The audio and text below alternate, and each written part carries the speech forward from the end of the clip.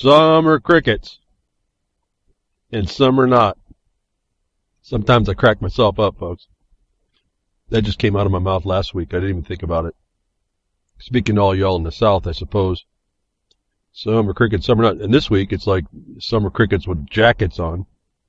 So my prediction for this type of summer was like 2 years too soon. We're getting the summer that I predicted we would get this year,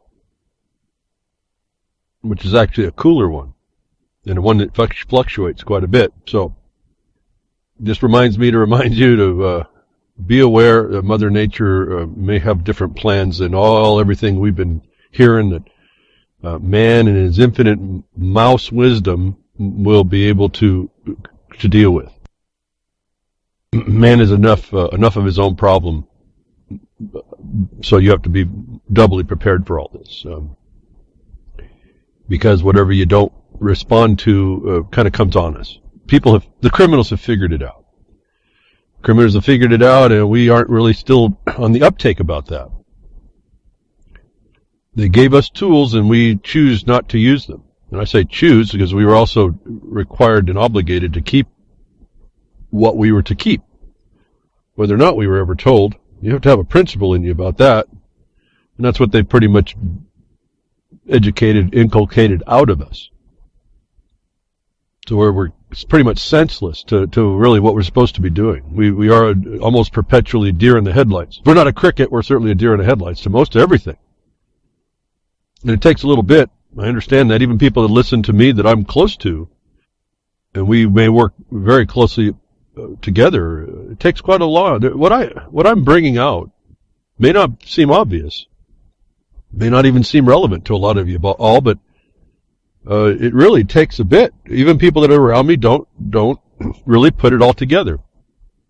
They're still, even as much as I give out everything that you don't hear just before the 2 hours that we're here, they'll hear a whole lot more, and they still don't understand how I'm doing it, which is a little bit troubling for me, although we're getting it. We're probably a head and shoulders above a lot of people in understanding what we're dealing with and dealing with it.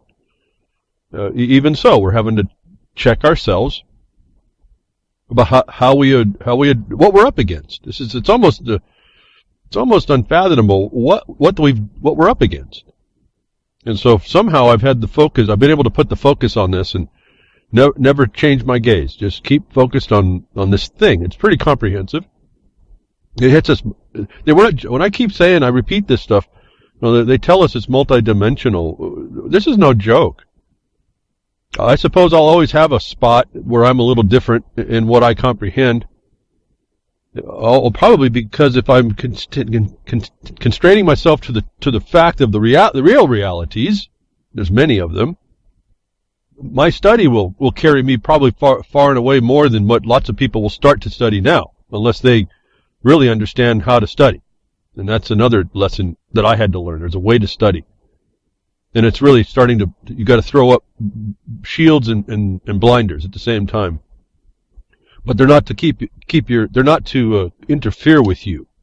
They're actually to cause you to concentrate. So while the world appears to be going nuts, and I guess it is, and it's not going nuts. The world is still spinning in the same direction, folks. This is the other problem. It's our response to a lot of this stuff. It's what we tend to buy into. It's the buy-in. They got public buy-in. That's what they talk about, these people. We just listen to what they're saying. They're telling us. And we tend to ignore all this stuff, these things. And I'm asking you to come behind the woodshed and learn not to do that. It takes, like I said, it takes a while, apparently. I've been working with people for well over a decade. And it's just so much to comprehend. It's so much to have to do. We were in the chat, and this is not based on what my friends and stuff, but in the chat there was a request about habeas corpus. That's quite a study, actually. And so we were trying to figure out, the question was, when you go to Canuckistan, what's a habeas corpus about? What's that? Well, my mind just went immediately to England. Okay, it's going to be like that. It should still be around. I don't study Canuckistanian law, but I say, well, it's supposed to be in your constitution and or your codes. Find your statutes. There's a reason why you find the statutes, because the occupier uses those as the guidance of what it has to recognize, and you have to follow those rules pretty much to the T. In fact, one of my first lessons about filing paperwork was on the habeas corpus, for I filed for a friend, and I was a lawyer, an actual guy who did law. He was a bar member as well. One of the first few that I found I could actually, I wasn't just being a racist. I could actually pick out the good ones from the bad ones, and that's a difficult thing sometimes. Not so much anymore. There's not very many good ones. That's why I call them attorneys when they're no good, and they're lawyers. They actually do law when they're good ones. So I found a good one, and he showed me what I didn't understand in the legal system about their using their statutes. In fact, I'd done okay for my first habeas petition, but what I didn't understand is that there's no time in the courts for justice, and they just kind of go down, and they also have liabilities, so they have their bench book, and they follow their bench book based on what the legislature has laid out for them. And if you don't have all the elements in order of how they're supposed to be dealt with, when the so-called judge comes across the first one that's out of order, he's likely to toss your application. And so he showed me how to reorder what I had already had there, and I reordered it to the statute. In other words, why you have to go to the statute. It's the communication, that's the form of your application, actually. You don't have to have a form. The form is directed by the legislature most times. It is in the United States of America, that's for sure. And you fill the form out. You fill out the form to the legislative requirements, and then you submit it. Now, there's some other things you have to study about habeas and the federal and the state low levels, and if whether or not that's in Canuckistinian terms as well, I don't know. You just research for that. It's there. And so the point is that there's a lot behind what you have to do to talk formally to these people, but it's not that hard. And once you figure it out, once I figured it out, I reordered and this is where computers become they become your friend beyond any other problem that you might have with them. I was able to take the text of my first application, reorder it by reading through the statute on how it stated it should be presented, and I resubmitted that with the reordered, same material, just reordered. It had already been turned down once, and I got that put in, and put it in late. It took me a half a day to get it together, a few hours. Just after I got talking with the lawyer, I went home and worked on it, got it, had to run quite a long distance to go get it filed in the court right before the court closed. And by that night, it was right before 5. By that night, actually, it was in the next morning. And we found out this afterwards, they'll release you at the worst opportunity. They'll release you when there's really nothing going on, like 2 in the morning. My friend gets popped out of jail. There was another lesson we learned about habeas, was that they pop you out of jail when they really don't have a cause, because they don't have to come in and argue. It's a lot of money, a lot of time to come and argue these things. And when they pop you out of jail, then that habeas goes moot because it's only relevant to release you. And so you learn a lot about doing. See, if you just do this stuff, look and listen very carefully and proceed along, you'll start to get the experience that you need. That I can't begin to tell you that I may always be just ahead of the next guy that hasn't been through that. And so I have my little place that I play for you all here, that may, over these times, even though I see lots of people have listened and worked this thing through, they don't have the depth that I bring. So, not to put me on a pedestal, I'm just telling you that it's possible to learn a lot if you just go ahead and dedicate your time to learning a lot and experiencing as much. And I've learned that you don't have to get yourself in trouble experiencing.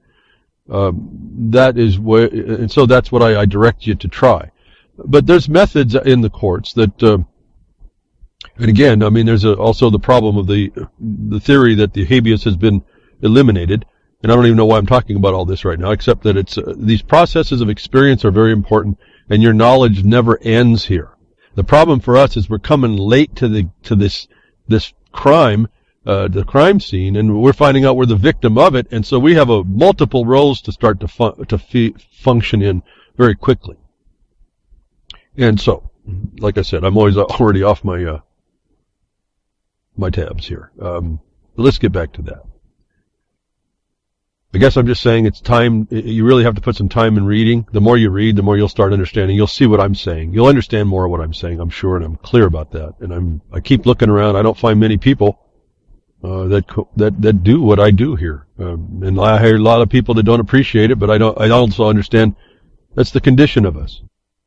I certainly don't take it personal. My feeling, if it's a sadness or frustration, it's all for all you all. I mean, it's all for all of us, but all you all, because I realized how powerful it was for me to start getting the reality down, and how almost overwhelming it seems when you look at you're infiltrated and surrounded, that these people have snuck up around us. It's pretty phenomenal. But it's empowering nonetheless. And so I found out that because we were blind to their transparency, once you have those eyes to see, or the ears to hear, or whatever, however you want to define it, you can out them. You get the glasses, you get the decoder ring, whatever it is you develop for yourself to identify the altered reality that they've presented for you for acceptance, or the one that they force on you because you don't reject it, I guess is a better word than resist, then they win. This is again, and I haven't made that rule. We were all kind of born into this problem. This is the problem of our fallen nature, I suppose. And we're not fixing that. So as long as we're not fixing that, and I don't see any way to fix it, because each one of us has to make that decision. You're always going to have the guy that's wired just a little bit different. And you see all these ingredients that they now put on us that are supposed legalized requirements and mandates that we have to become subject to, whether it's what you want to talk about, chemtrails or your chemistry or whatever they're doing, living by chemistry. We're supposed to have a better life through chemistry when I was growing up, and boy, what a lie that ended up starting to be. They took advantage of that one, didn't they? And so they have all these things they give us to us, and it interferes with our ability to respond. And again, you can just see that may sound more of a paranoia, but it seems relatively plausible, if not provable, that that's what's going on. As we have now, school suspends all vaccines after multiple students started collapsing after their shots. A direct relation to a vaccine shot in a UK boys' school, where the boys are fainting and collapsing right after their shots. To give you the warning, folks, this is they don't care about you. They care about the herd and keeping the herd controlled. And I can't even tell you what these boys might be suffering in the future. It hasn't been yet that they've passed out and come back without some major problems. So word to the wise here for all y'all, and those of you that might be in California, where the mandates are, and I think there's another couple other states, they're mandating these vaccines. You need to step up and you need to argue that these things are not safe, and I would just suggest that you can go right to their product insert to start there. In other words, that's not your opinion. You just go right from the people who make the statements. I'm finding that's so much more powerful. I don't have to worry about how I sound a lot of times as far as the law. I don't have to espouse so much like I know what I do, and all these people I hear on the internet and on the broadcast saying how much they know about all the law and the acts of Congress and all this other stuff. I just go to the current statutes and find out, hey, this is what you need, and I go over and I find it, and I bring in the fact of what's going on, contrary to what they want to press. And I've been so much more successful.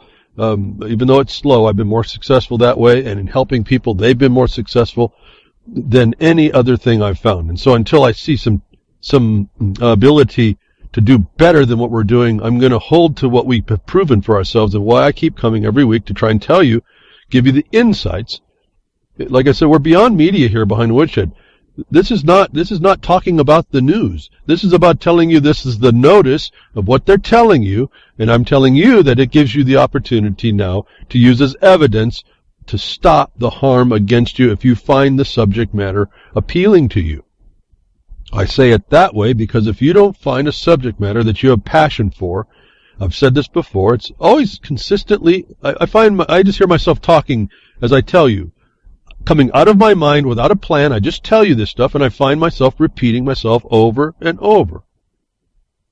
Out of the blue, I'm coming up with the same stuff over and over for what you have to do. Why? Because it's experiential and it's working that way. I find it works. It's not my opinion that it works. That if you don't find something that you have a passion to do, they're going to easily knock you off of your position. Easy.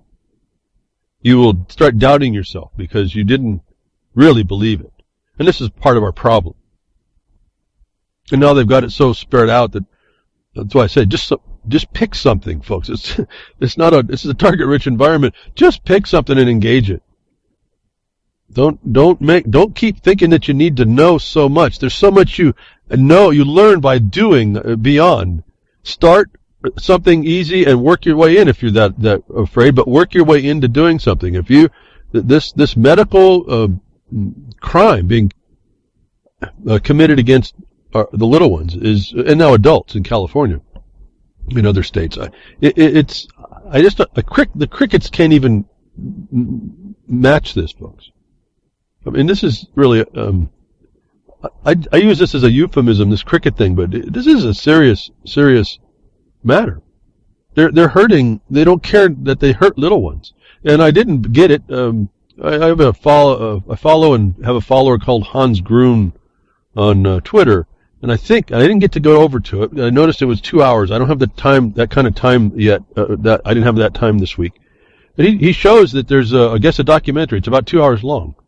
It shows that these, and in the minimum, folks, in the minimum, the chemicals that they inject into us, whatever you want to call them, whether they're biochemicals or pharma or chemical, whatever, maybe even your food, folks. This is how it works. Remember the immediate epigenetic damage that's caused and alterations that go on immediately. In the minimum, these vaccines are causing ticks, and I don't mean the little vermin parasite. I'm not talking about a politician either. I'm talking about these body responses, these involuntary body responses that that just the first few minutes, I actually couldn't really watch it on top of the fact I didn't have the time. I just want to strangle somebody. That the government, people in government would take such an authority as to say, you're going to give your little ones these things, and we are okay with the psychological and or physical damage that we are going to do. Notwithstanding, the theory is not proven that they're doing it under, like all these do-gooder theories. They can't leave well enough alone. So, word to the wise, folks. There's another report. You'll get this in the Blogcaster. And I almost forgot. I just remembered. I believe this is, for those of you on past cast, it's BTW RLM 170, I believe. BTW, I should say. BTW RLM 170, I believe is where we are. And anyway, so it's just, I think about these, the video, I just can't tell you how it just angers me.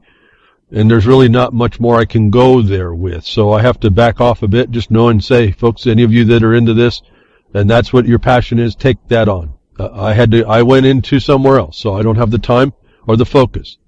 I would just any of these things, I would just bring the same experience I have in addressing it to any subject matter. So that's what I tell you about. I tell you about what we do in one area is workable for you in almost all other areas. And I have to put almost because we just don't know, where it might not work yet because we haven't reached there yet. There's not enough of us finding our problems. And there hasn't been, listen, we're not so stupid that they make us out to be, that we can't figure out a way around their stupidity, their insanity, their psychopathy, their criminality, folks.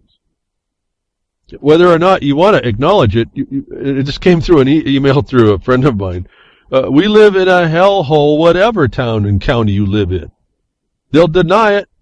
People will deny it. The system will use that hellhole they've created in order to get you to pay more taxes, to get more. So when they put more, they can now say they've arrested more crime because they're actually making the crime. They are the criminals. These are money laundering machines that they're doing. And I won't go. I've already touched a little bit about that. Essentially, I would say, based on a default judgment rule, we've proven that again, as I told you before. No answer. You go to the judges and you say you're committing money laundering. Here's the statutes, which you just done. You've done it as a felon. Now answer for yourself, and they can't, and they don't. Then we go on and say, well, now you show yourself worthy of a warrant to do what you're doing in the capacity you're doing it for the purpose you're doing it. And that's more the quo warranto. That is a requirement to respond to. And when they don't answer, they've committed literally a confession by silence that they have no warrant in law. So I don't speak from even my opinion, hardly ever. I may start with an opinion. Okay, do we want to go here? And I think this is how it works. And then we perfect that. When it comes to them not responding to a paper, that they have the duty, that you can show they have the duty. And typically it's through the oath of office. However fictional all this is, folks, understand this. However fictional all this is, we can use that because they use it. And that's the objective basis. You both agree that they have an oath. That oath says they have a duty. That duty means that they have liabilities and culpabilities if they don't do certain things right, and that's what you bring to bear. And when they fail to answer on a duty to respond where their warrant in law was to act, they've confessed that they have no warrant. That's felony to start with. If not, in my view, it's treason, because it's when you see what they're doing, they're subverting your laws for as much as everybody wants to run away from them. I've learned at least as I've told you, the foundational land laws, the laws of the soil, and the progeny from that, the so-called bundle of rights that even the Bar Association has euphemistically reduced it all to. We can cut through that pretty quick. But that's the point. You end up learning how to cut through it real quick because you started doing the research. You end up finding out how to prove the very same thing here. Prove. Here's just one more evidence for those of you doing the vaccine trail. You got little ones or grandkids or whatever. You got ones coming up that you want, maybe family you want to have, and you realize you're going to be walking into this wall. I'm asking you, don't walk into it blind. Don't walk into it saying la, la, la, la, la. Stop singing to yourself and get to business. This is what the requirements are right now. I don't know about someone who puts themselves away somewhere and decides that's enough for them. I guess that's okay. I haven't made that decision. I still have to function in the world at some point, so I'm not accepting of too much more. After I see, I mean, really, folks, when you watch these people and they're making crime, why do you accept that? Why? I mean, I don't get it. I really don't get it. And I don't have that many people to talk with. I mean, I can't imagine it's me that's the lunatic here, really. Again, I mean, I understand that if you want to live in a society, there's a duty to yourselves and a respect to yourself, and you start seeing people being criminals, you have to call that out, particularly if they're in the seat of power, so-called. And you've known now over the years, I've been able to take that so-called seat of power and just use it as a noose. As soon as they take out property or take out a right or a remedy under color of authority they don't have, that's a noose for them. And we're living in a society that's so criminal now, it looks like the world's inverted. It looks like the reality's inverted, when in fact the reality's not actually being, the one that was meant for us is not functioning. And that was on us. So students are falling fainting away. They're trying to play it down. I just wanted you to know about it. Kind of like your airbags blowing up in your face. You know, again, they get away with all this until they can't, and that should tell you a lot. Here's another thing that you might want to be worried about a bit. Not worried, but concerned enough to pay attention to. Our science and technology, the technocrats working our lives. And I guess I have to tell you, this one of these machines I used to help for me. I had my back surgery a long time back, and that went pretty well. Needed one of these machines. Although I do remember now a little question, and that kind of caused me to think about this next report. Now you got to be careful of what they do, how they go about making decisions for you, and what your advice is. It's not just good enough really to get a second opinion when the technology they're using is potentially faulty and based on what? Programs, software, algorithms, and all that. This is the technocracy failure that we put our lives in their hands over. fMRI bugs could upend years of research. A whole pile of this is how your brain looks like on fMRI-based science has been potentially invalidated because someone finally got around to checking the data. The problem is simple. To get from the high-resolution magnetic resonance imaging scan of the brain to a scientific conclusion, the brain is divided into tiny voxels. V as in Victor, voxels. Software, rather than humans, then scans the voxel looking for clusters. When you see the claim that scientists know when you're about to move an arm, these images prove it, then you're interpreting what they're told by the statistical software. Now, boffins from Sweden and the UK have cast doubt on the quality of the science because of the problems with the statistical software it produces Way too many false positives. So you have to know this, folks. For my case, I guess it was okay. They ended up dealing with something that wasn't so detrimental. It wasn't in my brain. It had to do with my back. And even then, I noticed a question when they got in, even though they supposedly had a view of what they were looking at, the doctor, the surgeon, was completely surprised at how actually more extensive the damage was that I had than the picture gave him. In fact, it was supposed to be a 20-minute operation. It would end up being an hour and a half. So, that was a little question, although at the time I was feeling pretty good because, well, okay, they gave me a little bit of the drugs there, right? There was a walk-in, walk-out procedure, so for a few hours I was completely no pain. The first time in almost 30 years, which was a great deal. So I wasn't worried about the fact that he made a little error there. And since then it's been fairly fine. So I haven't really thought about it until just now, and I realized, wow, he was unprepared. Even though he was a brain surgeon working on my spinal cord, he was unprepared, and maybe we just saw why. The clusters created by the MRI software did not see the resolution actually that it needed to see. I turned out okay with it. Maybe in your brain it may not. So a word to the wise, again, this is the technocrats working statistical software models and algorithms. Did I say anything different? Did I use hardly any other words different than what you see in what they use for climate change? As one. Do we go on and on? I mean, this is our science. This is scienceology, science pocus, scientism. It's not even the study of something with the intent to be studying it. I'm going to hypothesize I know the world and how it works, and that's what I'm going to use to look for all the information that proves that to me. And then I'm going to tell since I've got the shingle on my wall, I get to tell everybody that's the truth. And that's not good enough, and that hasn't been good enough, but there's license in the government to do so, to say that's okay, that literal crime, that's fraud, but that crime is good enough. So, I guess that's the underlying theme you hear all the time here. It really doesn't matter where we go. It doesn't matter where we go. You look at the same, they even use the same method of statistical analysis, and it's all modeled. Remember all the models. Fukushima, folks. I mean, come on. It's over everywhere. Everywhere. We live by this stuff. And nobody steps up and says, wait a minute, you can't do it. I can't say nobody. I guess for me, it's, lots of people might be saying things, but they're not really pressing in the right ways. And it's so subtle how to press in the right ways that I don't even know if I can describe the subtlety. And I only get the sense of the subtlety when I'm talking to someone with their problem, and they want to go down a path that I know that they were told that they should follow.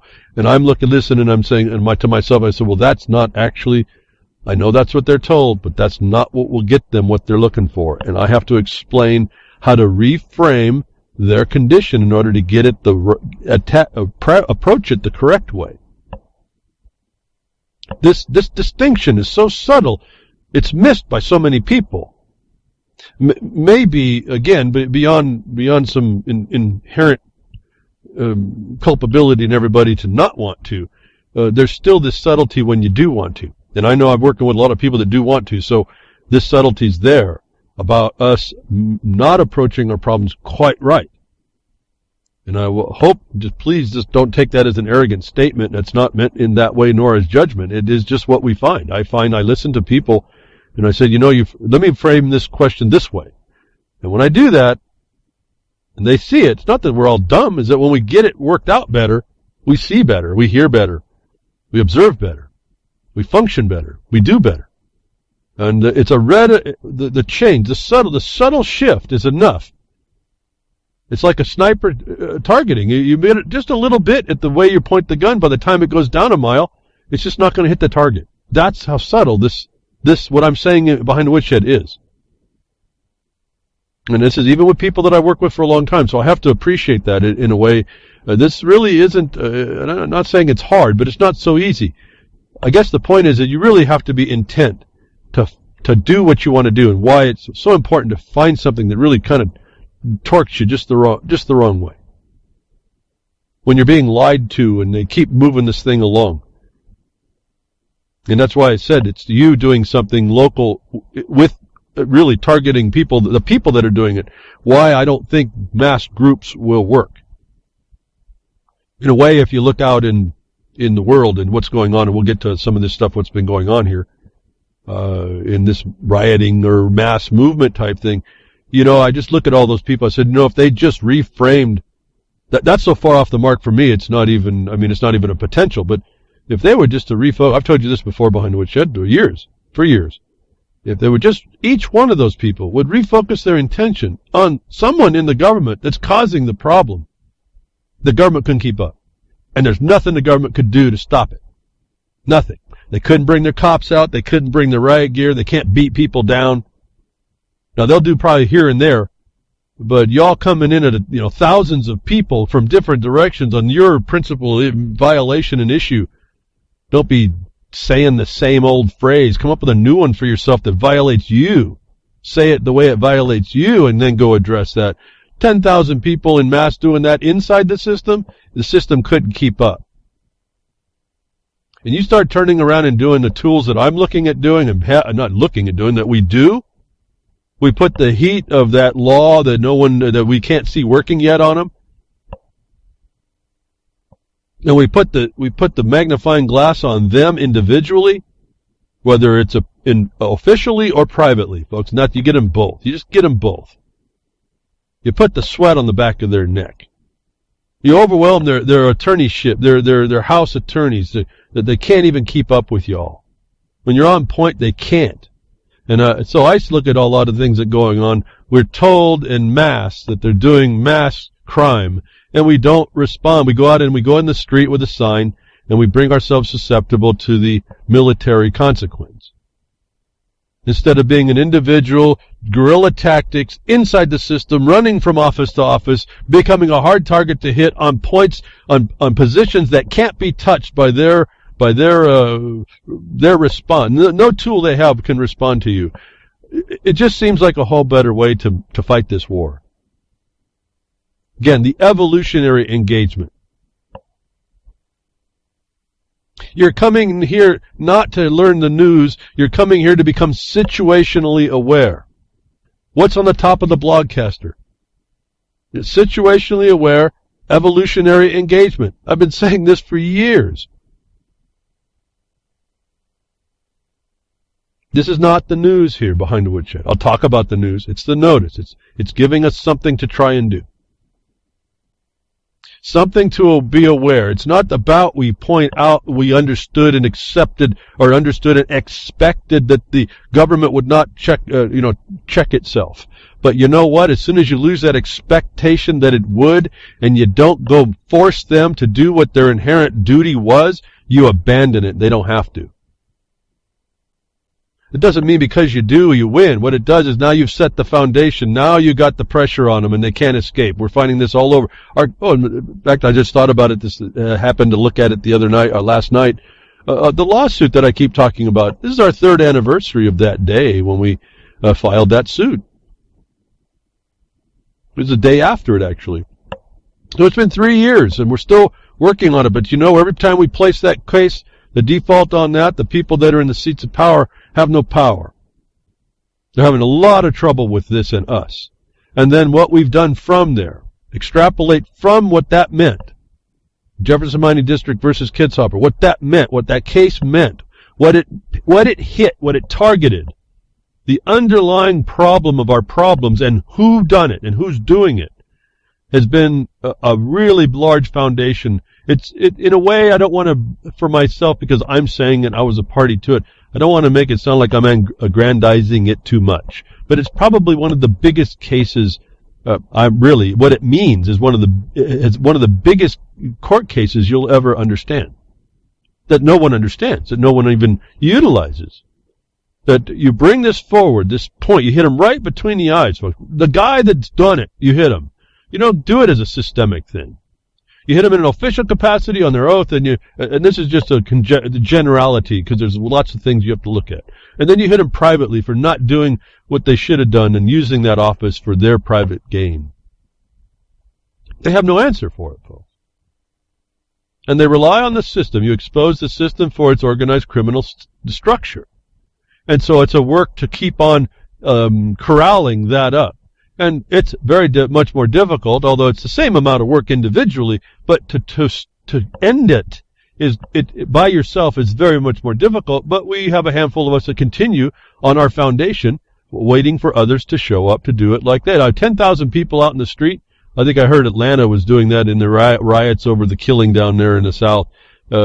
Whatever that justification or not, or whatever they want to make that story up.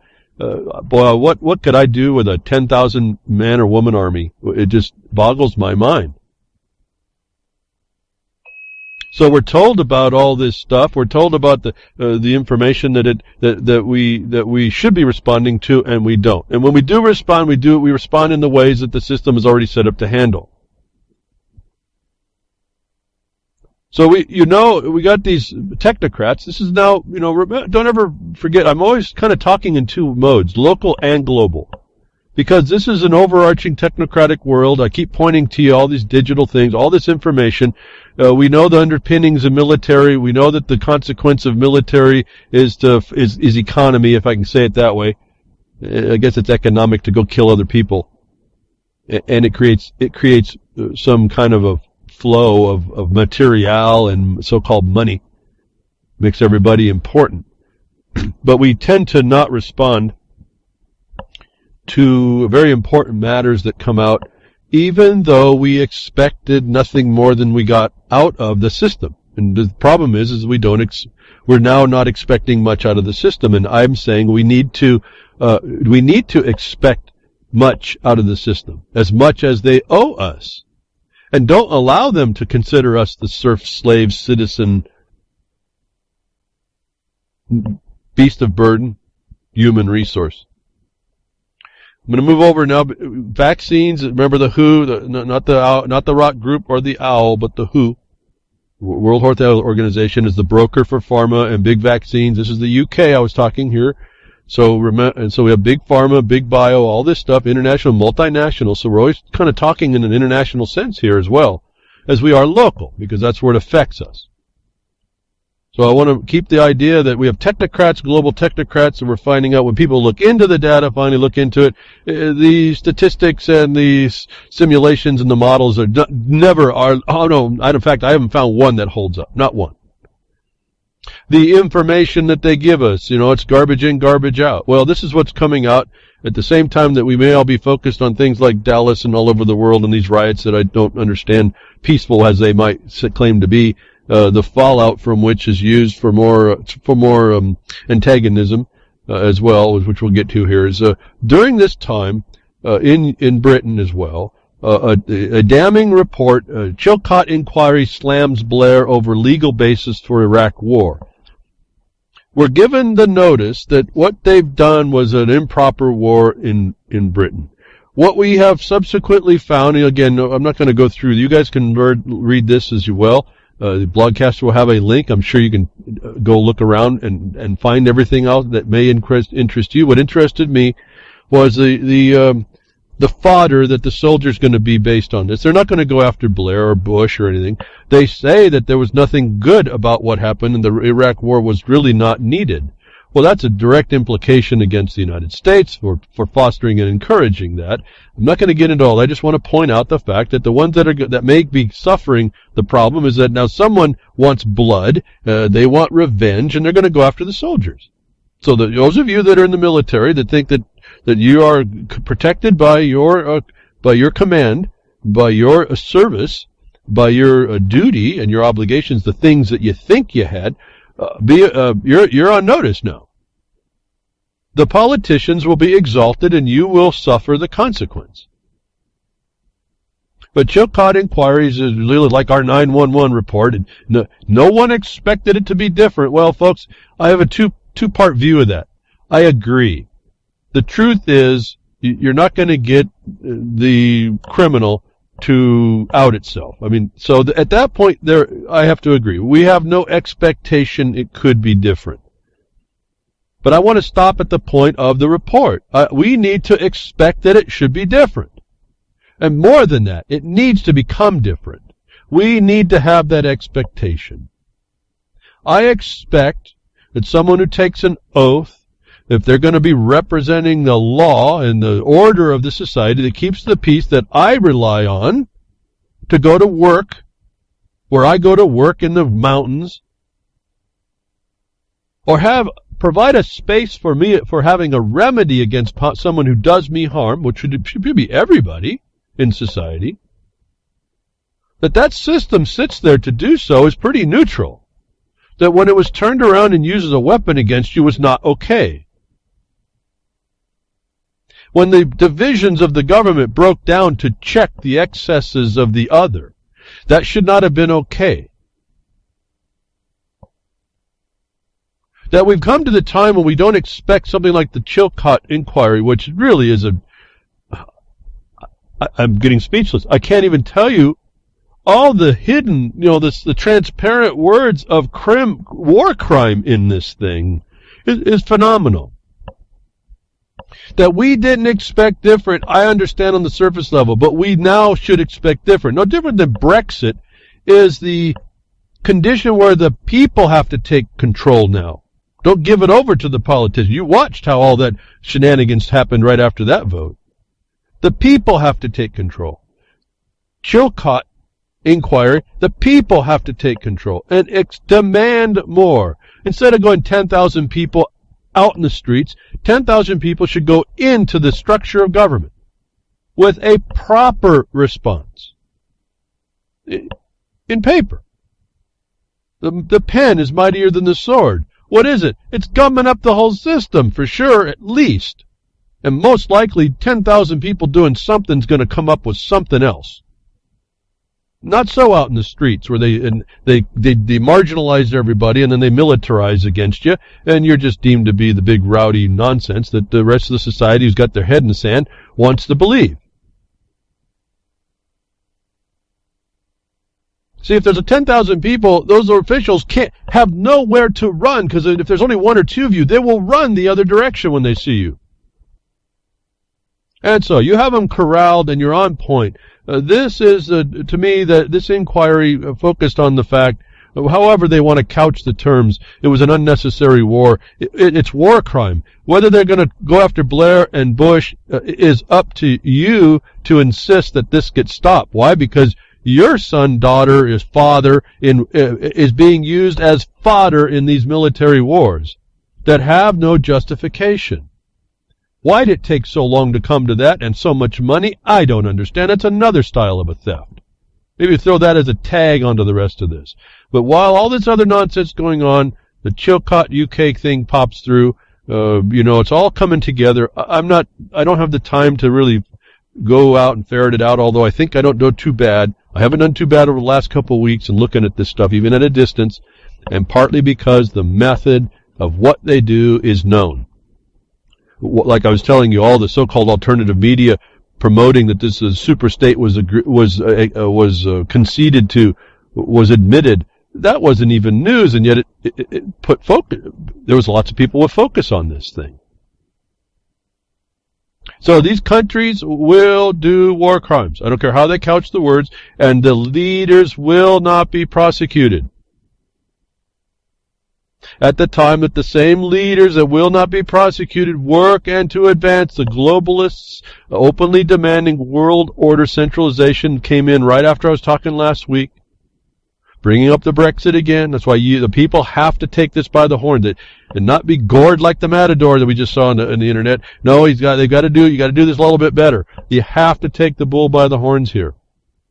Why is it all of a sudden now we're seeing two women now running as the only candidates now are two women to run Britain after this?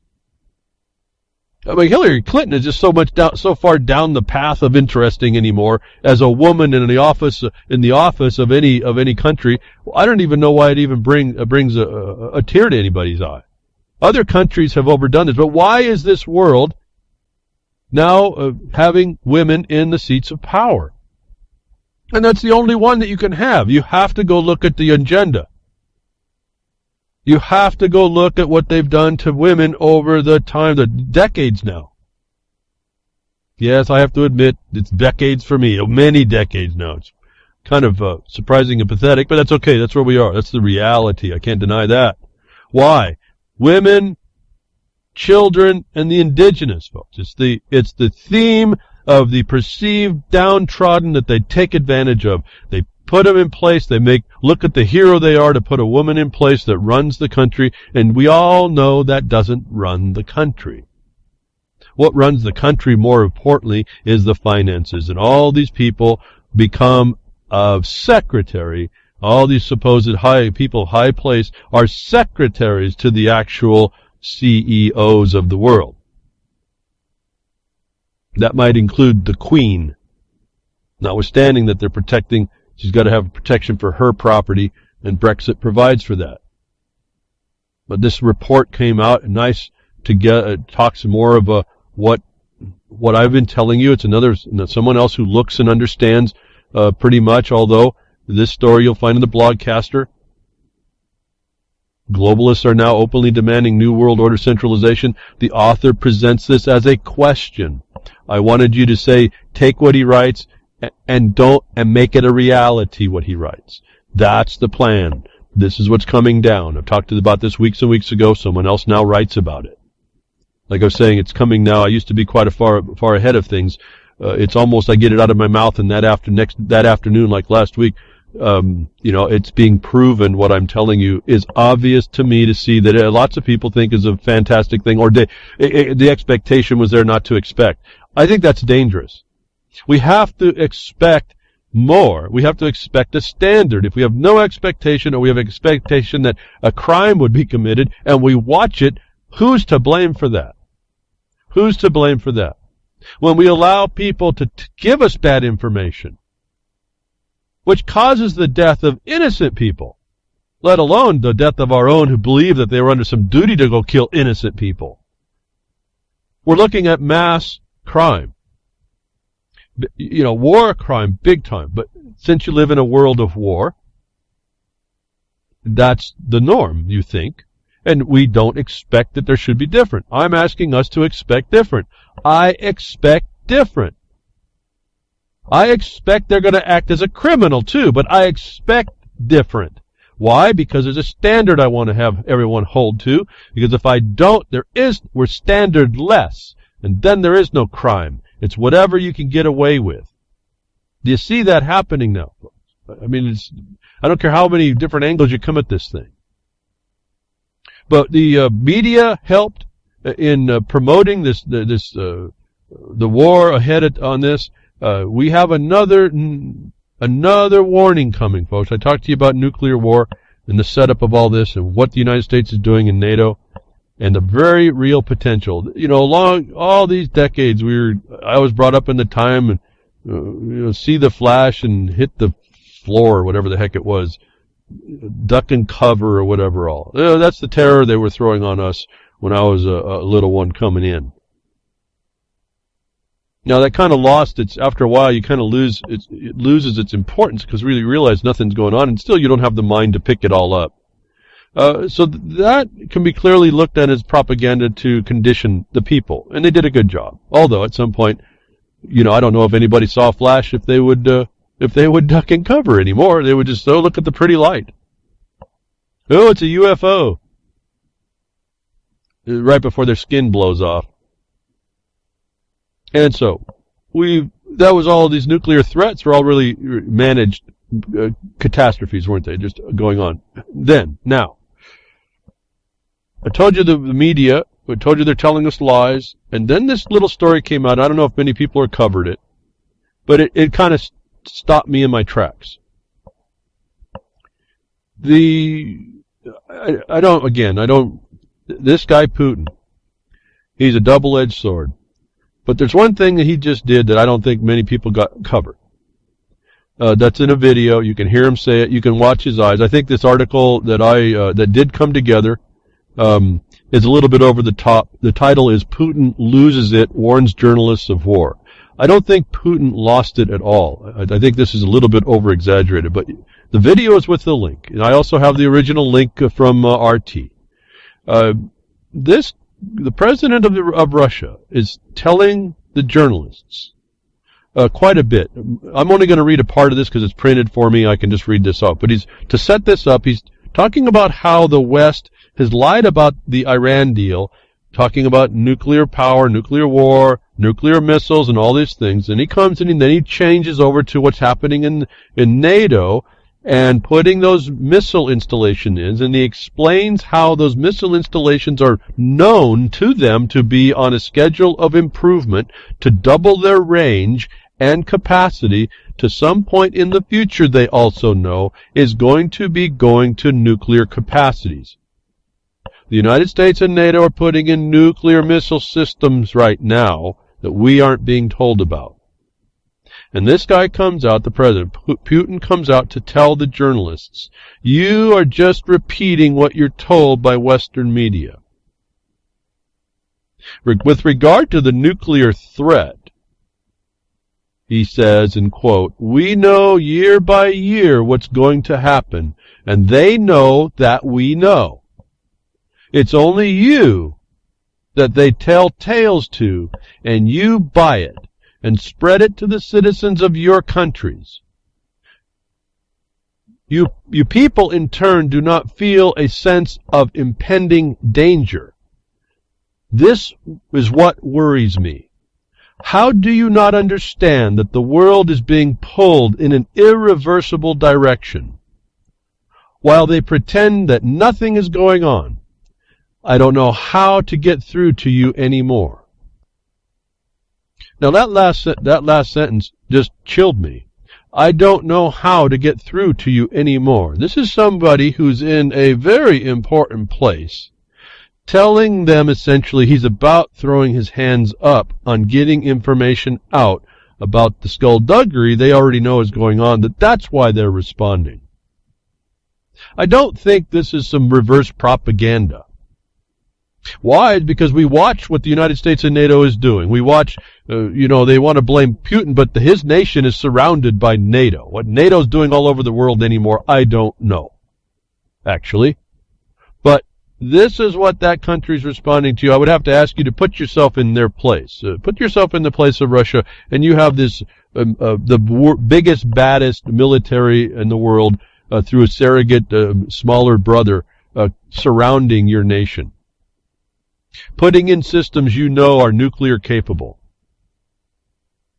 And this guy's going to the media and said, no different than what you've done in all other things, which brought us 9/11 and brought us the Iraq War and brought us the war against Syria and allowed, the shock and awe and all that nonsense. And now Chilcot's story tells us that was the fact, that England didn't need to engage. They had a lot of other options. Peaceful ones, folks. That we see that the peaceful option is not the one that's chosen first. That this president of this nation is telling the journalists, I've been telling you, we're trying to tell you what's going on. You're telling your people things that they don't find important enough to worry about, and that worries him. And his statement that I don't know how to get through to you anymore is really, to me, I don't know about you, it's just chilling. That one sentence. Where are you when, as a president of a country, trying to explain to people your side of the story, that you see complete lies being told through this intermediator called journalists, that you are about to throw your hands up? I want you to consider that, folks. This guy is about to throw his hands up. I'm not saying he's going to act. I'm saying that at some point he shuts up. And then you're subject to all the rulers in the Zio West doing what they're going to do. See, he starts going into a place where he's going to protect his nation at any cost. These Russians are that way, and I don't denounce anything about that. You're going to defend yourself or you're not. The United States of America, Americans don't do that. And I say that sadly, but in all truth. We have not defended ourselves from the infiltration that come in and surrounds us and destroys us every day. We aren't as respectful to ourselves as Putin is to the journalists to tell them, you better pay attention to this. I think it's relevant myself. I told you weeks and weeks ago that this was going to come to a nuclear response. These neocons want it. I don't know why they are. The psychopath is who they are. I don't know how they continue to be in power, but they are. And they're calling the shots because there's no voice against it. There's no voice against the crime. So you are living by the silence that you allow. The crickets will win. You'll be glowing, crickets, but you'll win. You may have your little legs and body parts spread all over creation, but you'll have won, crickets. The cricketeers rejoice. Because you won't have to be crickets any longer. This is the way this is working down. I almost feel a sense of that for myself periodically. I go, what else can I tell you folks? I don't know what else to do. I don't know what else to say. And yet I come every week, hoping someone else will get it. Somebody else understands it. And then I just driven by myself when I see that even people that work with me for a long time, there's a different thought process that's required for what we do and what we're going to need to do as people, not just what we do, but everybody. And again, I appreciate the emails that I'm getting sent here to a few of you doing the research, starting to realize that. You start to see what I've been saying. When you start to do and dig in, you start to pick up the things I've been talking about. That's all I'm only referring to the things I've read myself, so it's there. The truth is right there for you to see it. You also recognize it really it interferes with your prior thought process, and you're having to recalculate what's going on around you, doesn't it? I mean, that just happens. So information input, garbage in definitely makes garbage out. When we see even transparent, weak discussions of a problem, we anymore need to be almost hyperactive on it. And this brings me up to the other ongoing lie. And see, remember now, we got this Dallas thing that happened and some other stuff. Remember, Chilcott came out, and then this Clinton thing happened with the FBI, and then the Dallas. It's almost inseparable now why they're doing that. I'm hoping we move back from Dallas and that scripted thing, what appears to be a scripted thing, back into the reality that we're going to be ruled by people that have this war cartel mentality, that could care less, that are above the law, that creates a condition of the tyrants versus the serfs. For all y'all that think you have your rights and think your Second Amendment will protect you, yeah, it protects you as long as it sits on the paper, right? That it just sits there as a shield to stop all this nonsense, and it doesn't matter that Second Amendment's down there. You see all this nonsense, and you still follow the Second Amendment. How helpful has that been? If that's where you want to go. And I've told you I'm advocating a little bit against that. At this point, I think we have a better ways to go. In other words, you saw in the Chilcott report, they said that there was peaceful ways to go about what they needed to do. They just didn't choose them.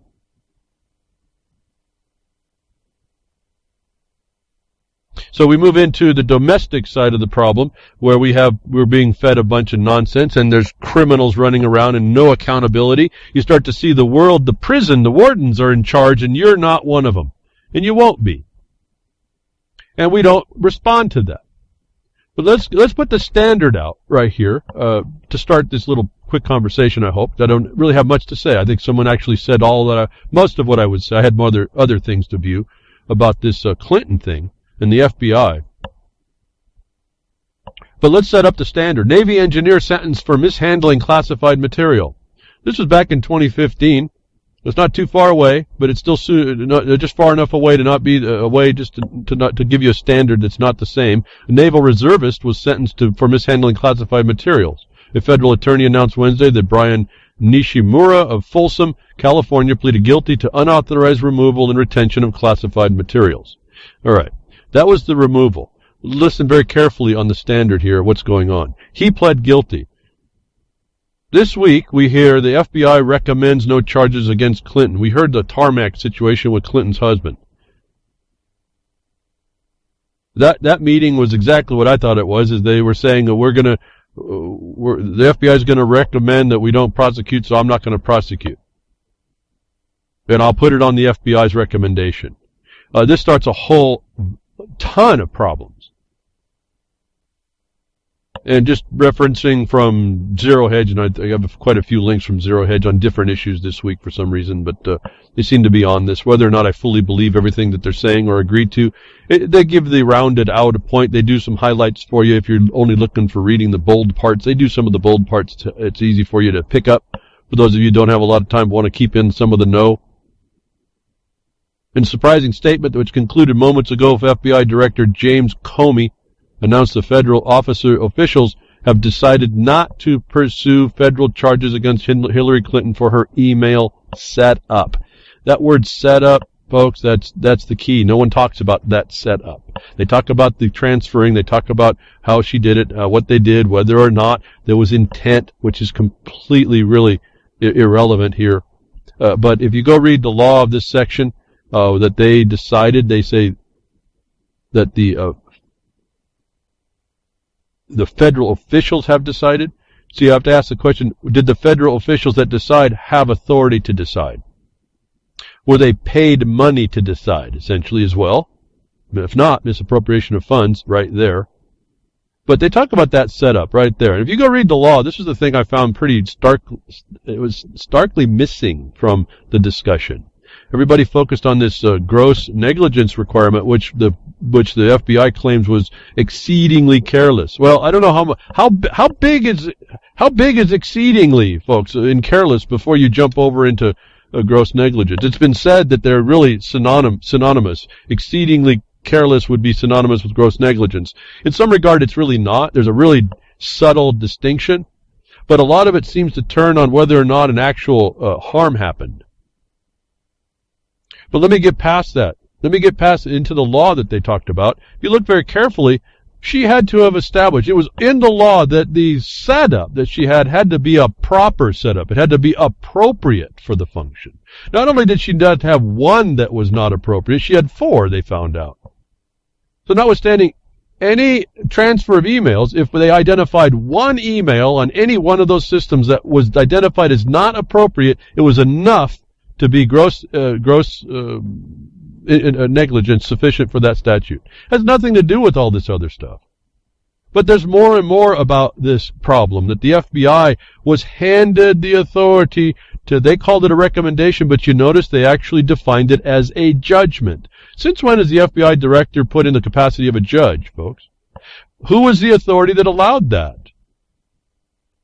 Not even the DOJ Attorney General has that power. They have the right to look at the evidence that was brought in. The FBI is the Federal Bureau of Investigations, not the Federal Bureau of Investigations recommendations and judgment. If you're not seeing the law fail right here that everyone seems to be missing, and I'm sure that maybe some people have talked about this on other places, but given that you couldn't find an appropriate setup, she's guilty. But I don't have to go farther. Where's the connection to that but her oath of office? Because why? It's a national security situation.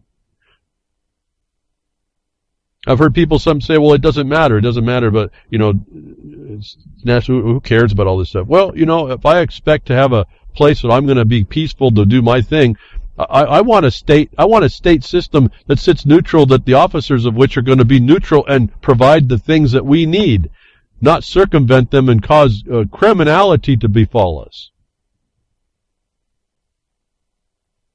I tend to be a little bit more, like I said, seeing the mining districts and the origins of those, outlaw as the miner was at the time, still created their own functioning government amongst themselves.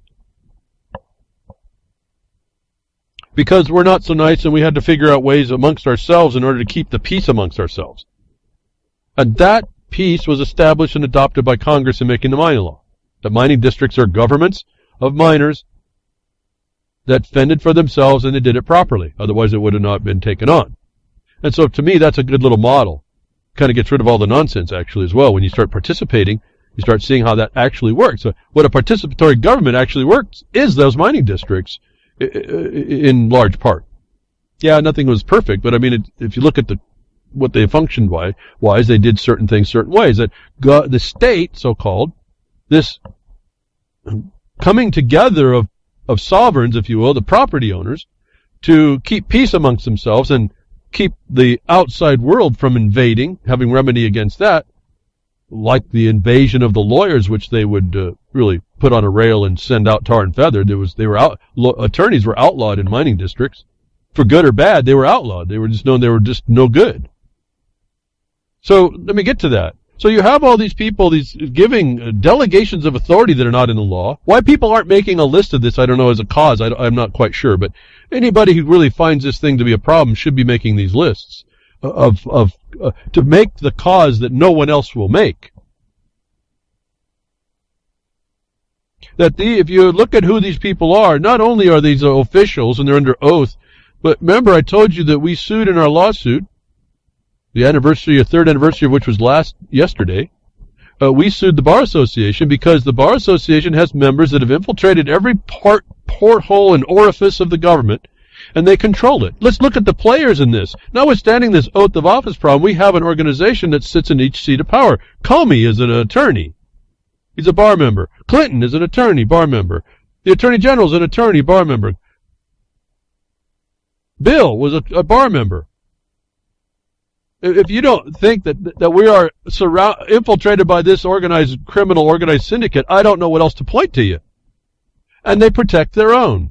Not only do they protect their own we do not bring shame on the brotherhood, they protect it in a military sense. We protect to the security of the military occupying force. At that point, I can't tell you what direction to go. It doesn't matter. They eventuate themselves to an effect. And that's all I'm really looking at. However we get there, we still have the problem, don't we? And we want to focus on the problem. And I've heard a lot of people talking about the analysis of what the FBI, this, that, and the other. I just want to bring to you, if you haven't heard it, to me, I read the law. It says that, well, you have to have a proper place to put this stuff. If they didn't have a proper place, that was her notice. Her notice, not your notice. Her notice that she was supposed to get permission. In other words, those BlackBerry, like President Obama couldn't use his own phone. National Security, the Secret Service said, no, you're going to use the phone we give you. You don't have a right to use your own phone. This is national security stuff. So she was knowingly proceeding outside to make anything private and not given the sanction of a appropriate place. Appropriate facility, I think, or proper facility as it states right there in the code.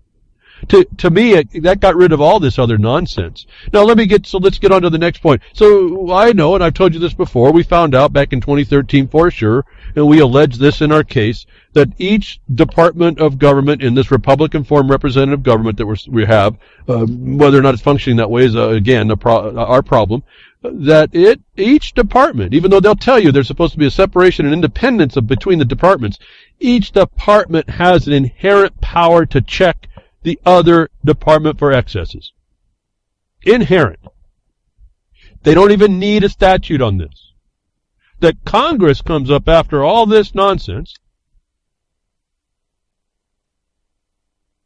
where one report says that this Obama administration through this facility, Obama's an attorney, isn't he?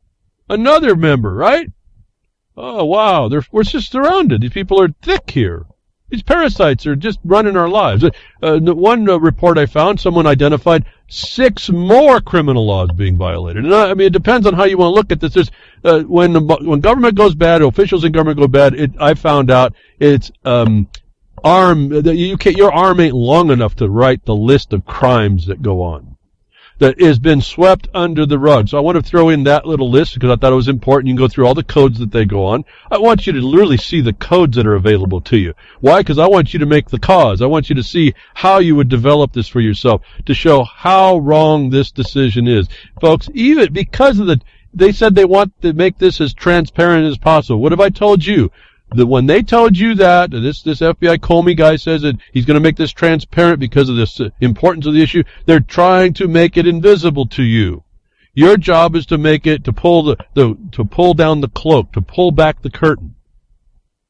Find the discussion that shows that they had other duties. In the minimum, folks, because if this is supposed to be transparent, they would have removed themselves, all of these officials, and they would have invoked the jury, folks. The grand jury would have looked at this. Now, they have their own little magic. They can do that, and they could have still got the outcome they wanted, but they would have had to do it with a few more witnesses, if they wanted to make this thing look a little more apparent and transparent the way we think it's supposed to be, they would not have been a part of the judgment or recommendation or determination schedule. In particular, where Lynch meets up with the husband of the suspect, which they know is actually a criminal on so many levels. This is Hillary Clinton. This is your next president of the United States, as they are promoting it. So throw in more law, folks. If you want to see how to read law, it's right. Another article, someone comes out. There's people that are doing this research. That you'll have to think about. Set up the elements about how you would do that if you want to think about it. To me, it's an exercise not of futility but of practice, and you can actually go through and make your own complaint, if you will. Although I would, without more, I would highly advise to do not file that with the FBI. You're witnessing a criminal cabal, folks. And so, as I told you before, when we did our show cause to a department agency, the FBI came and attacked us with the very same statement. We don't see a crime here. It's highly consistent. See, it's not a surprise to me. I didn't expect this to be different. What I do expect is that it follow the law, and that makes these people criminals. See, that's the point. If I expect, there's a law that I expect to be followed, and they didn't. See, now I have standing to go after them. If I don't have an expectation, I give it up, I put my hands up. They get away with the crime. So beyond this little sect, 793J or F or whatever the heck it is, when you look inside there, they didn't even touch a whole lot of stuff that's in there that makes her culpable. Someone else has identified a whole lot of other laws under Title 18 of the United States Code. But I will suggest I have a link to this, and I don't talk about the other hosts too much or their broadcast, but and I don't. Anyway, I don't. To me, it's well, I'm on record. I don't think it's some of the stuff we need to know to go after these people. But anyway, I'm going to promote somebody's interview because I think he's well spoken. He doesn't speak all this stuff, but he speaks enough that I think you need to hear a better someone who would articulate the position. Even I appreciated hearing the words he used, even though some of the subject matter was missing. Rents had an interview with a gentleman, constitutional attorney Jonathan Emmerd, on what they called the Comey's cop-out. That I'll have a link for you to. I appreciated the clarity and the succinctness with which this gentleman speaks. I think he's actually a professor. But notwithstanding the point and all this connection with the bar, listen to how he lays it out. And it's a nice, concise way to listen. It's only, I don't know, maybe 20, 40 minutes long. You'll get that at the Blogcaster. I'm not going to underwrite the whole thing, but in large part, it's listenable, and I think it's on point to show the disgrace that we're looking at. That we can expect that it was going to happen this way, or we can say, wait a minute, we expected them to be criminals because we see them as criminals. Now I expect the law to impose itself. Getting me to Congress. Congress, in its inherent power to check the excesses of the the executive, which becomes administrative, has the power to ask the right questions in order to indict all these people. One question that came out was when they questioned Clinton that she didn't testify at all. She wasn't under oath when they asked the questions. That Trey Gowdy is supposedly being the firebrand of justice. I didn't hear that they pointed out to the FBI director for him to develop the oath that they administered to her and the testimony that he was using to come up to the recommendation. To have him present that testimony. Testimony is a very important thing. You have to go research that out. You can also kind of contort it to mean test the money. That's another fun trail, but testimony. It's not just a meeting talking and asking questions without culpability. That this recommendation, to me, was based on no evidence at her instance. That the Congress had inherent power to check, and still does. And this might be a phone call you can make, a letter you can write. Who knows what will happen? You never know. You put enough 100,000 people doing the right letter, you never know what happens here. All right, just the heat of the sun comes on these people. that I didn't hear the proper questions asked of anybody if Congress was interested and dedicated to finding the truth and the law and adhering to the law. In other words, they're culprits here, folks. They're all in on it. And I told you that. If we didn't just kind of know it by an opinion, oh yeah, they're all, the Congress critters and the DC criminals. Yeah, we know how that goes. No, folks, it's a provable fact beyond our opinion.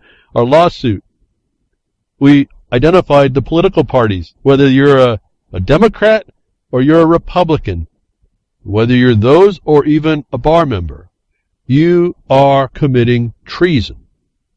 You are committing felonies.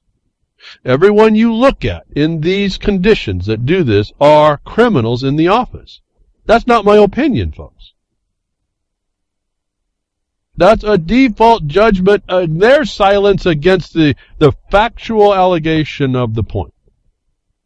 It's not surprising that we see that Clinton crime mafia back in force was a response after this matter. It's always been a mafia. It's not just the Clintons, it's the whole system has become this way. They admit to that by confessing through silence that they would not answer what we were saying. Not saying, but we proved as evidence of their wrongdoing against the people. You want to know how we got to the state of Oregon through there and then back over to the state federal government? It's through follow the money, folks. It's the grant money's coming through these streams. The attack by the feds using money to come after us, and we tried to go after to stop that.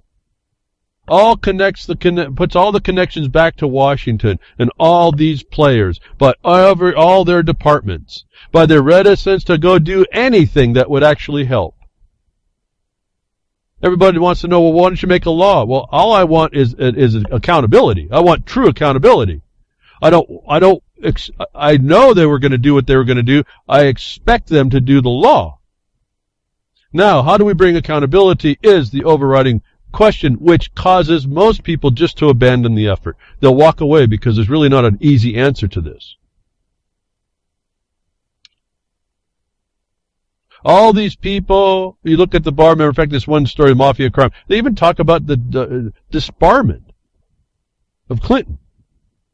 These are the people that are in this global foreign oppressor called the originates out of the INZA Court, the International Bar Association, the American Bar Association, the paperwork of which I read parts of on the broadcast to explain to you this is an order system. The rule, they call it the rule of law and democracy. Democracy is mob rule that's caused by government, by military interposition of your people, and then we're going to move in this rule of law. What private foreign law in your land. They did it in the United States already. They've been doing it for 150 years.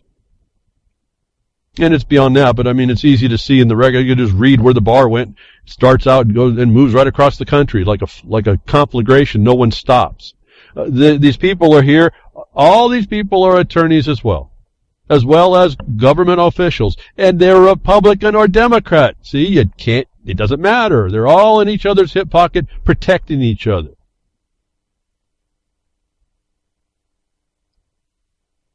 We see the stories. People are seeing what's going on. They're making all the connections. I'm saying you take these reports, find out the facts that are the right ones, make a list, and you have a cause. I'm also advising be cautious if you go after them, because what they'll do is they'll turn around and attack you because it's an organized criminal syndicate. They send Guido out to threaten you, and if you don't, they'll try and break your knees. So that's a different problem. We got to get past the failed expectation and then start to expect again. Expect that these people do something that's at least gets closer to what they're supposed to be, at least looks kind of lawful. Why didn't they just give it to the grand jury and then manipulate that in behind the scene? At least do that much. But see, there's another problem going on. They know that the properly pointed, anybody who reads this stuff will see that she has a real problem. Has nothing to do with what they're pointing out to us. and all the things that the licenses they took, undelegated authorities they've taken under justifications they can't back up, were not questioned or challenged by either the Congress or you. And so much so arrogant are these people, these bar members, and this occupier, that on the day that the recommendation, so-called, this judgment that's made by the FBI director, he's now your judge, he's now a judge, he's a Supreme Court judge, he's a jury, he's the jury, decided that no reasonable attorney would prosecute. Folks, define the context of reasonable for me, please. If it's an attorney that's protecting the brotherhood, of course, no reasonable one would prosecute, right? What about one that's interested in enforcing law, if that's possible? Now, I don't know if that would be unreasonable. It's certainly not reasonable to the criminal that you attack him. And so, we got these conditional words they always bring out. They're transparent. We can't see what they're doing right in front of our face. They'll do it. On the day that this recommendation comes out, that was all a setup to my mind, presidential seal of approval. Clinton campaigns with the official POTUS seal on a rally that they had that day, that she was not going to be, the notice was not given prosecution, showing to me that they all knew. The presidential seal is on a podium that she's speaking from. This seemed to me to be a payout, part of the payoff when she wasn't chosen over the unqualified one back in 2008. This is part of the payback. And not that I am really promoting the voting thing. It's a franchise that's really a corruption crime against you. But those of you that are going to vote, you really better start paying attention to all this stuff. And I don't really have an answer to this kind of corruption except to attack the people that are in. Forget the voting, attack the people. You know, a couple million people acting now on the national level, attacking these people. Again, it gums up the system at minimum. It certainly makes a noise, bigger than that can be denied. But President Obama offers his presidential seal that she can stand behind. You may not think like it's a lot, but this is very powerful imagery.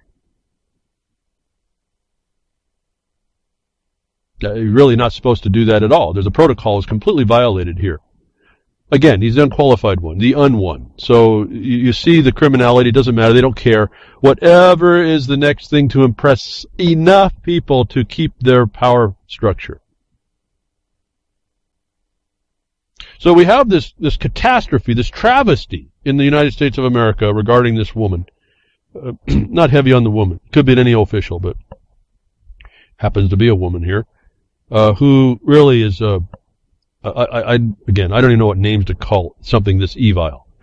And a system, the cartel around it, that protects this evil, which is evil in itself. It doesn't stop, that we are crickets to.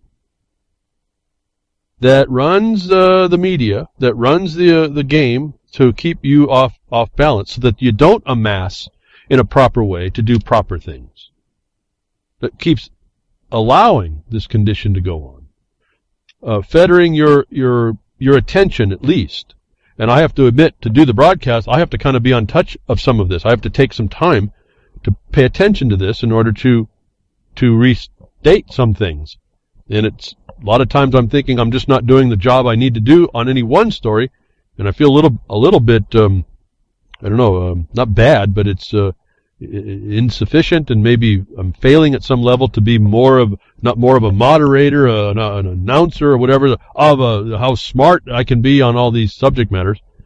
Like I said, it's not about the subject matter more than the crime that this is evidencing, that we haven't stopped in the past. Nobody has stopped this stuff in the past.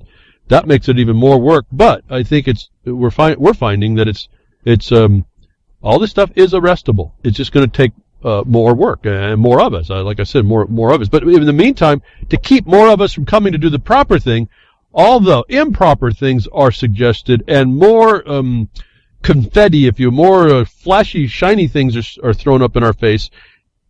Promoted to us at the same time, within days or so, Man fatally shot during a traffic stop in Minnesota. Governor reportedly evacuated. I found the addition of the governor reportedly being evacuated was an interesting addition onto this story, where this guy named Philando Castile, 32, was shot and killed during a traffic stop Wednesday evening at Falcon Heights, Minnesota, that could spark yet another round of social unrest throughout the nation. Boy, there's the promotion, right? The social unrest. Instead of saying what the people actually should do in the face of this, they want to promote the social unrest, even on Zero Hedge. So, again, take it with a grain of salt. The video has questions on it, I suppose. There's lots that doesn't make sense, but there's a lot that does make sense. I am leaning toward the fact that I think it was real. There was some things done that if you would say, if it was a crisis acting type of thing, that the body responds to a bullet in a certain way, that they either got this stuff down perfectly, or else we're looking at some guy who really got shot. Now, what's interesting about this story as well is a day later someone did more research on these two people, and this is where it starts to show up. How did she get the camera out to do? Why was she so calm and all this other stuff? All this really nonsense observations. You say, well, how can all this be? Well, you start to back up just a little bit, start looking at new information. What is stated and claimed to be confirmed is that this Castile guy was an armed robbery suspect, and that the stop wasn't actually over a broken taillight, which in the video you never actually hear the proof of that. It's just the woman saying so. There's another anomaly. The little girl that was in the car is not in the car. She's already outside. So when we start seeing the video, something else some time has been spent going on. There's lots of questions regarding this thing. I think we see a guy die right there. Everyone wants to know, where's all the blood? Well, folks, when your heart stops pumping, there's no more blood. It sits in the body unless it has a place to drain from, and there's not very many air holes to make it leak out. So once you get shot and your heart stops, that's it. I mean, there's not much more blood that comes out that I understand. And in particular, I guess if you got a hole through you, I guess you could leak out, but that's not why we don't see a whole lot of this stuff. But more to the point on this, I think we watch a guy die here, and they right up in your face. They try to tie these pictures. They prove these pictures of this other guy. I don't know, folks. This guy looks like, I guess he could look like he is. But I kind of have to go back to something here. We're innocent until proven guilty, first of all. Even if he was a robbery suspect, he's innocent until proven guilty. Whether or not he was stopped, he's innocent until proven guilty. I think a cracker in the UCY chat right before the broadcast put in a link to a report that this guy was harassed 52 times in stops in that town. $60-something $100 worth of fines against him, possibly, if it's the same guy. So we have a profiling problem here as well. But this builds up to our problem, and it kind of ties into the Dallas thing. These cops are given too much license to kill you. And let me move over into something that's even more maybe controversial for a lot of people that won't believe it. Even if this guy, and when you see the analysis, you see the guy apparently, I can't know, it looks like it might be a gun in his hip. Even if this guy had a gun, even if he was an armed robber suspect, even if he had a taillight broken out, that gun is not a question until the guy goes for it. That gun should enjoy the Second Amendment. You have the right to keep and bear arms. He's a suspect. He's not guilty of anything. He's a suspect. Even if he lied about his concealed carry, which this one article points out he never actually applied, so that was a lie. I don't think that a concealed carry was necessary. I don't know if you all know, but they treat you like a cop when it comes to this. That there was a court case a long while back, and I couldn't cite it to you, that a cop was charged with carrying a concealed weapon because he had it on his belt. The court came back and said, no, as part of his uniform, it's expected to be on his belt. So even though it was covered by his jacket, it's not concealed carry. And if you look at this guy, and you see on this article, they show the reverse. Apparently these cameras take a reverse. They have cameras on both sides, and they reverse the back thing, and that's why it looked like she wasn't in the proper seat, because this was a reversed image. When you reverse it back and you slow it down, you can find there was something that looked like the pistol handle at his hip, but it was covered by his shirt. That is not a violation of the law. It's not actually concealed carry. Now, whatever they say in Minnesota about you can have a car, you got to have the bullets, you got to have one bullet up your butt, one bullet up the passenger's butt. You got to have the gun in the back, and you got the clip in the front and tied to the bumper. I mean, I don't know about all these rules, but it's not an executable offense to have an arm. And so I want to kind of focus on that. Even if this guy was a robbery suspect, and even if he was questionable, even if he didn't have a CCW, concealed weapon permit, it's not an executable offense. That whatever the tale becomes here to me is irrelevant. But even if the guy was a robbery suspect, and the officer may have had cause to fear, his right to bear arms is known to the cop. No different than the need to have information in a proper facility for it. It was upon, the knowledge of which was upon Hillary Clinton. The cop knows you have the right to bear and keep arms. He cannot feel fear for his safety because you have one. If that's the kitchen too hot for you, you have to get out, because that's what you took on when you became a cop. That the mere presence of a gun is not an executable offense. And this, I think, is going to be what people have to start pushing. This police, that they get to go home with this idea that they're under threat and they get to go home, negates the law. That you have a right otherwise. And I'm not going to even get into the fact that this guy's probably just whatever he was doing, if he did have a job at a local public school or whatever, he wasn't in commerce. He didn't need to actually have a driver's license. He wasn't actually subject to that light being broke. But okay, that's a whole different thing. So the cop cannot walk to a car and be afraid that you may have a gun. It's your right to have the gun. It's the expectation you have a gun. I actually worried about that. I said, man, this government's going to say, well, because you have the right to bear arms, we think you have bear arms, we're just going to execute you. But see, that's not an executable offense. They have no right and license to claim they feared for their life when you have a right to have that gun.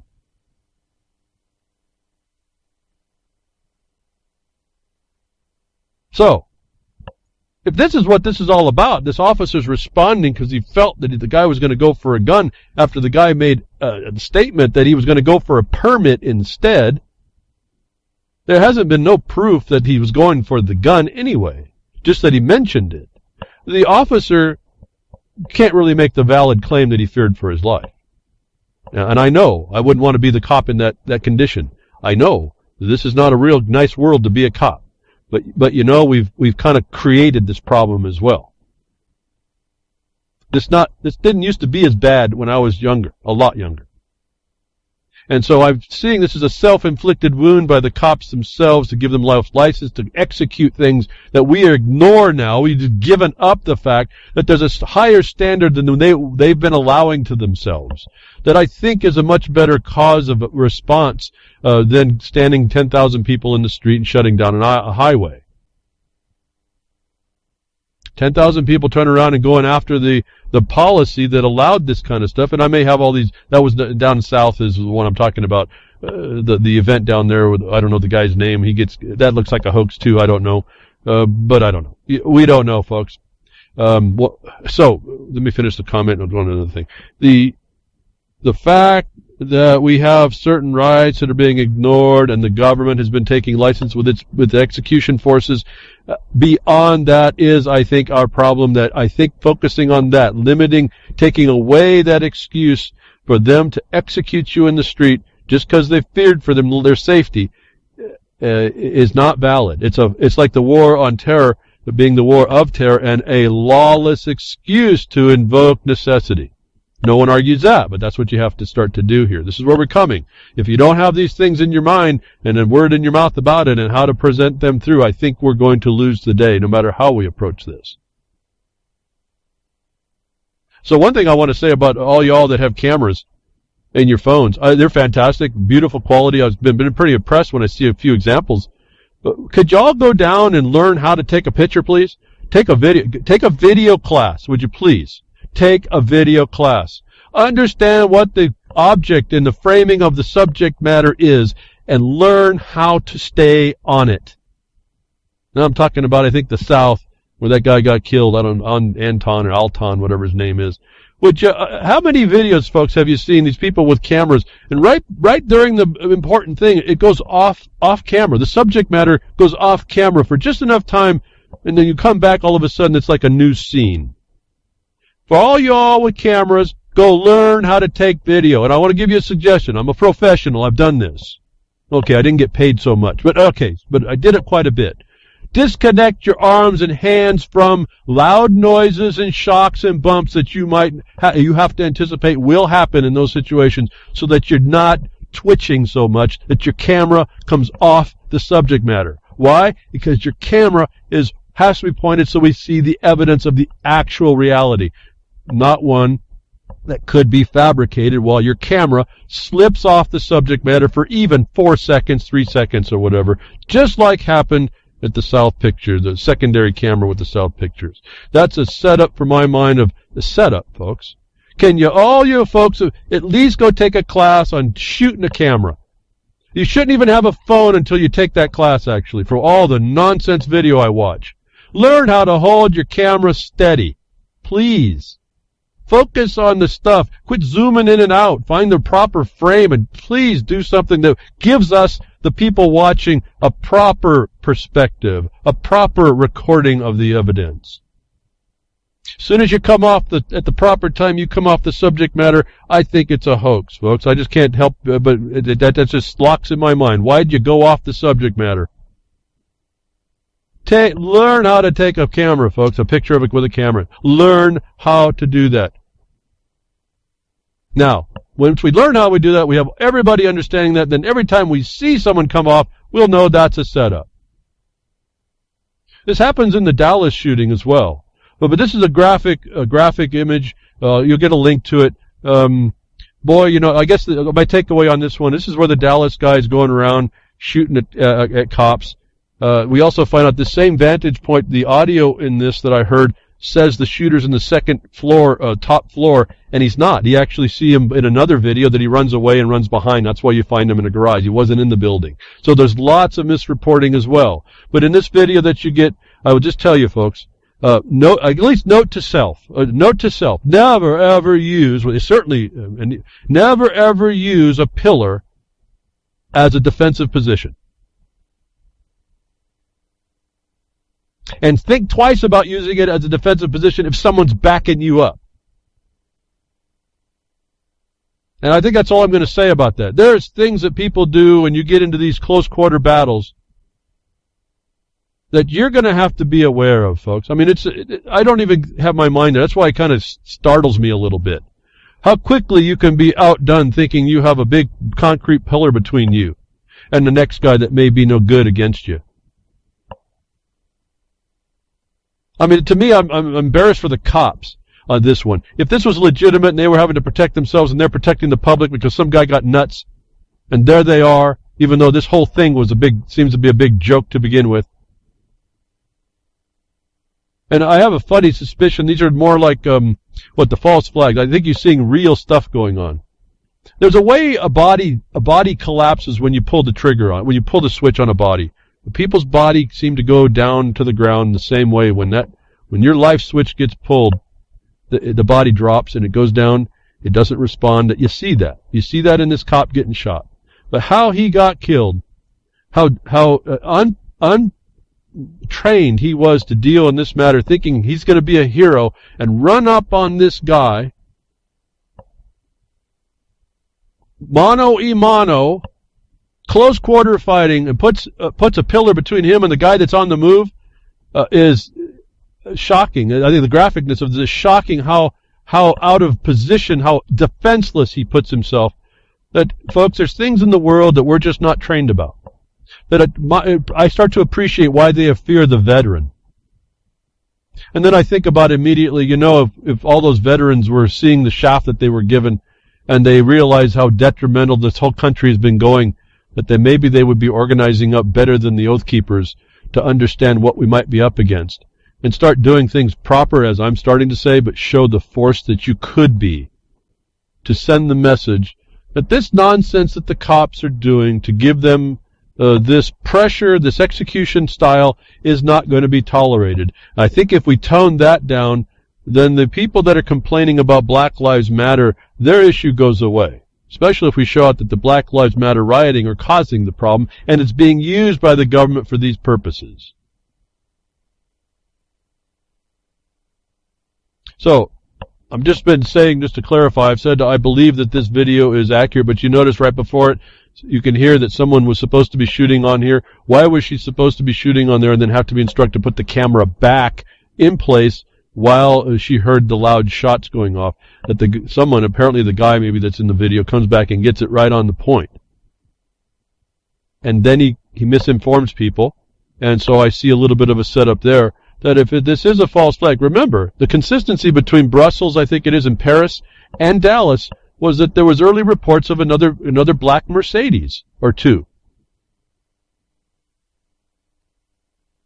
And that brings up the concept of false flag for me pretty quickly. That, we don't know what we're looking at. But they're going to use it to divide you, and I guess that's my main problem with this. There's capacities in people that you can't compete with if you're not trained. And so if we're not trained, we should be avoiding those weaknesses, and we should do things that are more powerful. The only way I can see to stop this nonsense is to get into those people that have taken license to come out and kill other people underneath the collar of authority of law enforcement.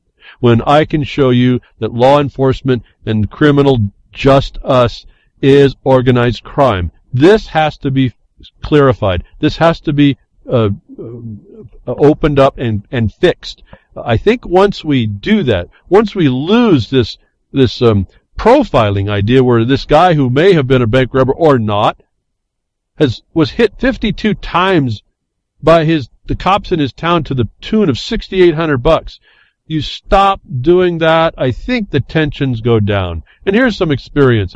You know, we complain out in the West, there's no money for the sheriffs and everyone's, trying to vote down the more taxation of the property. Well, that's a crime on its own. But when there's not enough money for the so-called criminal justice system, most everybody, despite the few that feel victimized by the potential threat of being subject to some kind of a crime, which the system itself will say is rising, which is not the truth. Do you know that when there's less cops on the road, most people I talk with say they feel a lot more secure and a lot more relaxed? So you just take that example, you bring the cop level down, certainly bring down their ability to execute people for no good reason, literally no good reason. Maybe step in to make policies that makes a strict accountability in those matters. Maybe we're going to start to see this thing toned down. The government is not going to do it on its own. And that's why you see it escalating. That's why when you see taxes go up, they want to say they're going to do more law enforcement. You see crime go up. It's because they're more out there to beat up people, to make it look like the crime. And I can show you, I've just done it. We made all of the record. It's now filed officially. I can show you that what they're doing is a money laundering system, pretty clearly. And so criminal justice is good business. It's criminal. It's just us. But it is good business, and they get you to pay for more. So this is us not paying attention. When I tell people how to look at some of this, the property law stuff and taxation and what it's supposed to go to, and I reframe what they're actually looking at over what they've been told they've been looking at, it's astonishing. First they go really quiet because they realize it's a mind blower. I mean, your mind just kind of goes into shutdown for a bit while you're working hard to catch up. And once they get there, you can see the lights start to turn on.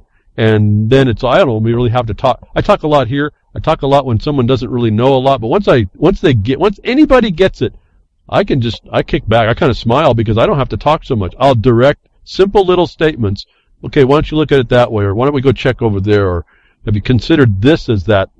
And then we only deal in the little loose ends now. I don't have to talk so much, really.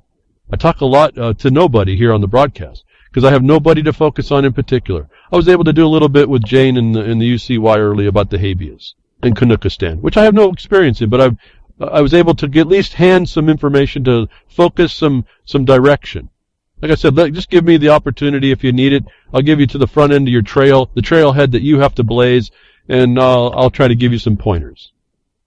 Without that, I'm kind of lost in all this, so I just kind of go down what I see as the most important things. I don't want people to miss this Clinton thing. We need to keep focused on, I don't care what our expectation was that it would come out, that she would be exonerated.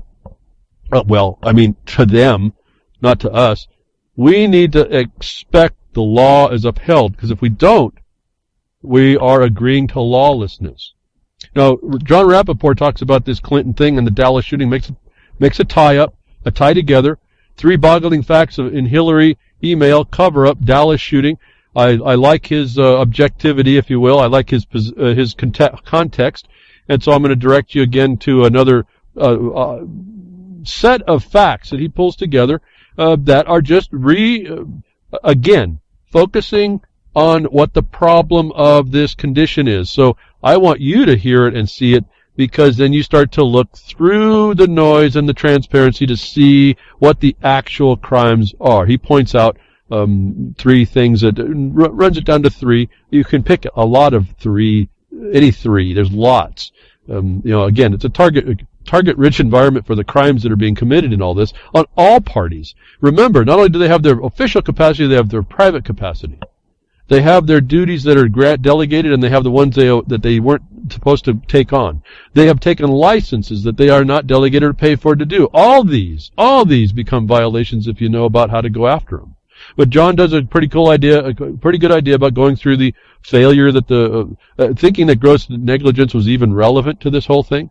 I think that's a really important one. And for me, it was the fact of the failure to acknowledgement that it wasn't a proper facility required under the law, which her oath of office obliged her to. So when she didn't get permission of appropriateness of the facility, she's grossly negligent right there. And I think that's the proper way to analyze that. So John does a good job. I don't have, again, running out of, we still got quite a little bit of time here, but running down, I could explain all this, but you can read probably as quick. You can see what he says. I just wanted to call your attention to it. Another thing, a recurring theme that goes on, talking about like missing recordings, missing images, people who can't keep focused or keep the camera steady and on the subject matter. 2 days, 2 shootings, 2 sets of cops making recordings disappear. Again, when everybody really needs to have a camera, you need to be able to turn it on and focus on the subject matter. You just need to be the investigative reporter. You need to capture the story as best you can. You need to become immune to everything around you, well, except for your own safety if that comes into it. But you have to expect you're going to be jostled. You're going to expect loud noises, big bangs. You have to expect that you may have to dive for your safety. But you have to have that camera pointing always at the subject matter. And I've done this, this kind of stuff, so I know it's possible. It's maybe not. Again, the point is if you focus on being steady and on focus, on point, and don't zoom in, do what you do to capture the moment. You're going to do a lot better than if you think that you're not. But you're not going to be one of those people that are blamed for not being on the subject matter at the critical time. Or at all, like these 2 people, these two more incidences where the cameras everywhere, and yet the cops don't have the evidence. In particular with this, was Alton Sterling. As I got to now his story. Now that's a whole other set of problems in that. But we don't know. This is to inspire and invoke a whole lot of division. People, I heard there was 4 Latinos, if I could say that, or Hispanics, or Mexican Americans. What do you call these? They're Americans, folks. They happen to be from maybe Spanish heredity, maybe Mexican Indian heredity. I don't know. But 4 of those people were killed. Those ethnics were killed. How do we discuss ourselves as separate? We're all part of the same type of people, supposed to be under the same law, not as equal rights, not subject to exactions of every kind. You think we want to be on the up and up, and we would expect it. And when it started to not happen, we wouldn't, though we expected the criminal would be a criminal, that we wouldn't tolerate that anymore because of it. That 4 Hispanic people, Latinos, were killed at the same time. And we didn't hear anything about it, but in this particular case, the law enforcement gobbles up all the film, all the recordings, and then you don't get to see some of it. the importance of why each one of you has to have a camera anymore. In this war, you got to be a war correspondent, embed yourself, and you got to know how to do it. You got to really pay attention. You in a real condition, you may be the only witness. And don't forget that. You're not just First Amendment, right? You can claim to be a witness, and then anybody who interferes with you is tampering. And if you're really sharp and have the wherewithal, something I don't have available, well, I don't have a phone, so I can't do it, but you'll co-record. You'll record in the camera, and or you'll go ahead and process that up to Periscope, or you'll have a server, a cloud server, or whatever, in order that you are able to have a copy for yourself. Because you're identified by what evidence comes out. You're then conditioned by what the government will allow out, as we saw in the Clinton thing. They came to a hypothesis, and they found only the facts that they needed in order to do it. Why, I asked, why did the Congress critters ask where the real official testimony under oath was that he based his decision and recommendation on? The real evidence we're looking for. So one thing where things that continue to happen all the time that are the earmarks of the false flag, the hoax, just incompetence even, just incompetence, and then criminal activity. One thing in this Dallas thing that was never done before, and this gets me into what I've been talking about for the last few weeks, the use of a police robot to kill the Dallas shooting suspect believed to be first in U.S. history. I just read that for the first time again after I read it about 4 times. Shooting suspect, folks. That just crushed me right there as I was reading it to you. But I'm a professional, so you didn't hear that. Dallas shooting suspect.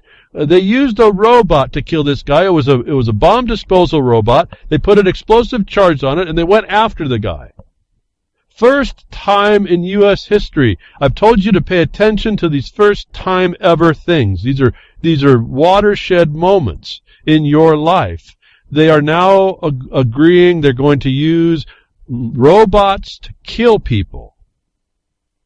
Robots to enforce the law they need. Why? The reason was it was less deadly to do that than to threaten law enforcement. What is that? That's Lieber Code. Our troops become safe. We do everything and anything to protect our troops. They will use robots now to kill you as a suspect.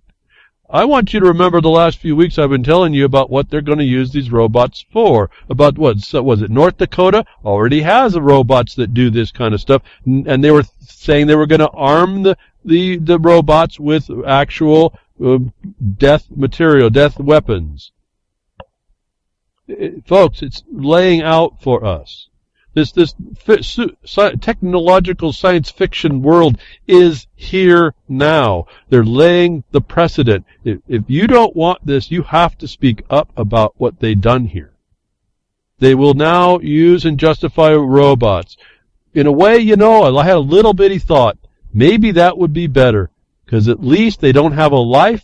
They show up on a traffic ticket. Their little car races up against your little car. Your robot car made a traffic infraction because they still need revenue. It's got to be programmed to have some anomaly that happens. So their little robot car comes up against your robot car, and then there's no threat because there's no life, and at least you don't get shot dead like everybody else in a car when the cop feared for his life. There's no life there to fear. Maybe this is a better way, huh? That was a quick little thought that happened to me when I saw this, but this is, to me, an ominous thing to be hearing. They're justifying the use of robots to kill suspects in order to save and to keep secure their troops. So they're going to take away your life. They're taking away your wherewithal. They're taking away your livelihood, these robots. We've been talking about this last few weeks. Uber and European robots are coming for your jobs. The minimum wage you thought was below your value line may start to look pretty good as Americans slowly learn their real value as a plug-and-play employee is approaching zero, is exactly what I told you months and months ago is going on. And we move this whole world into robots controlling and checking and now executing people by command at a distance. Which brought on another question now. We need to talk about AI and access to publicly funded data sets. This was speaking back to the Google and ABC group taking over the NHS UK data, medical data, and what they were going to do with all this, and that they were. And now we're having to now look at this thing. What are we looking with publicly funded data sets? The public-private partnership is another crime against us. We have to figure out ways to stop this. We have to separate corporation from good government. That's going to be a different thought, different set of people to do all that. The story is out now, though, that this information that's being used by Google, I've been telling you, they're going to be the worst offenders. NSA is going to be kittens compared to your digital profile that they'll do, folks. They suspect you, and now they'll just send a robot out to kill you if the algorithm and the black box that's made for this, it says so. And then Google, another story about this AI, why it becomes important with this medical imposition, this data set, millions and millions of records given to a commercial company. Now Google comes out with an app that takes on WebMD with intelligent symptom search. Folks, when you read the thing, will take your vocal request. This app will take your vocal request, run it through a filter, an algorithm for symptoms. And it'll come back with an answer. I was chilled at the point of your vocal request. Folks, do you know they can take your vocal? We read about this with Israel was saying they can tell whether you're lying, remember, in your voice. That this would be used when you make a request now for what you think how bad your cankles are, whether or not it's cankles at all, and whether or not you got too close to Clinton. This will now be able to read your voice and make a symptom. You don't think it's just going to WebMD. You think it might be going to your care provider? Do you think it's going to your boss? Do you think a whole lot of other services, public-private services, are going to get you this information? Maybe even a SWAT team, because they've just found a little terrorist sound in your voice. You think I'm nuts, folks. We already heard it from Israel, but it came out right up day after. Machine learning algorithms spots depression and speech patterns. If you don't think that it's off the hook and this fairy tale world of science fiction is honest, here it is. Machines are going to be making determinations by experts saying so. And they will continue to do this as long as you remain silent, until you put up some resistance.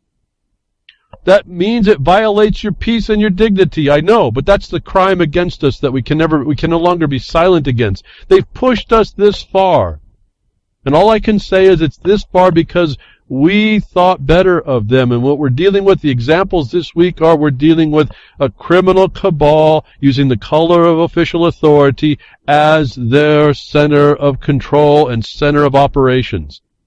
And it's global. Again, to me, it's just confirmation of everything I've told you. And all this time, we're still addressing it the same way, locally, on point of our specific subject matters. That's what I'm asking you all to have some inspiration to do. Dedicate yourself to one little thing and develop it from there. And I think you'll have much better success to really get in the face of it. We have the numbers. We just have to step up. Thank you for tuning in today. I hope you heard something that'll help you out. Just engage, maybe inspire you to do some more check-in or whatever it'll do. Thank you very much, Grimner, for reallibertymedia.com and the place for the broadcaster and all the work you do. And freedomsnetwork.com, social network for independent, non-dependent people, and the Dork Table's there too. And we have UCY TV. Thank you very much to the chatters and Jules and your broadcast, simulcast, and your replays, the past casts. I thank you very much, and any of you terrestrial broadcasters, I do appreciate it. Folks, pass the broadcast around. Again, we don't promote what we do, but I don't mind you promoting the broadcast, or maybe other places. Tech Diffs and Nature willing, I'll see you next week. Take care.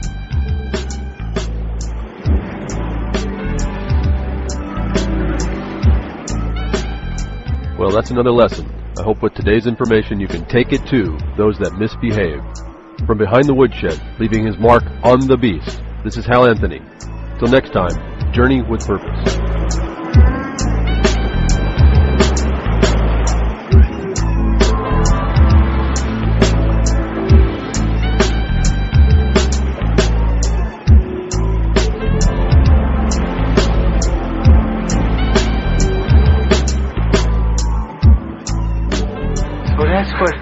opening up a can of whoop-ass feels like. Son, you just opened a whole case of whoop-ass.